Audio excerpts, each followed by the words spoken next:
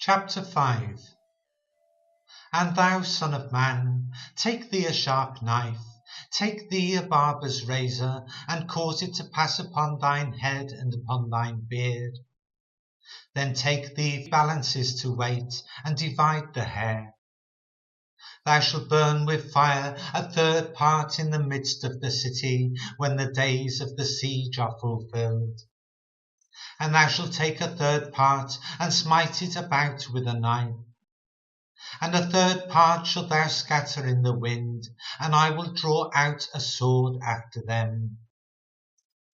Thou shalt also take thereof a few in number, and bind them in thy skirts. Then take of them again, and cast them into the midst of the fire, and burn them in the fire. For thereof shall a fire come forth into all the house of Israel. Thus saith the Lord God, This is Jerusalem. I have set it in the midst of the nations and countries that are round about her. And she hath changed my judgments into wickedness more than the nations, and my statutes more than the countries that are round about her. For they have refused my judgments and my statutes, they have not walked in them.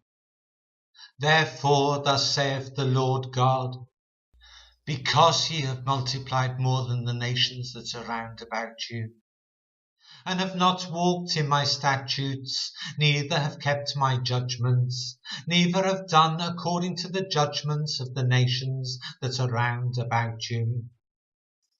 Therefore thus saith the Lord God, Behold, I, even I, am against thee, and will execute judgments in the midst of thee, in the sight of the nations. And I will do in thee that which I have not done, and whereunto I will not do any more the like, because of all thine abominations. Therefore the fathers shall eat the sons in the midst of thee, and the sons shall eat their fathers, and I will execute judgments in thee, and the whole remnant of thee will I scatter into all the winds.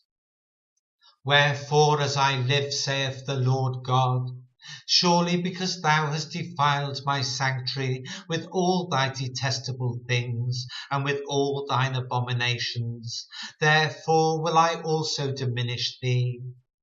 Neither shall mine eye spare, neither will I have any pity. A third part of thee shall die with the pestilence, and with a famine shall they be consumed in the midst of thee. And a third part shall fall by the sword round about thee. And I will scatter a third part into all the winds, and I will draw out a sword after them. Thus shall mine anger be accomplished, and I will cause my fury to be upon them, and I will be comforted. And they shall know that I, the Lord, have spoken it in my zeal, when I have accomplished my fury in them. Moreover, I will make thee waste, and a reproach among the nations that are round about thee, in the sight of all that pass by. So it shall be a reproach and a taunt, an instruction and an astonishment unto all the nations that are round about thee, when I shall execute judgments in thee in anger and in fury, and in furious rebukes. I, the Lord, have spoken it.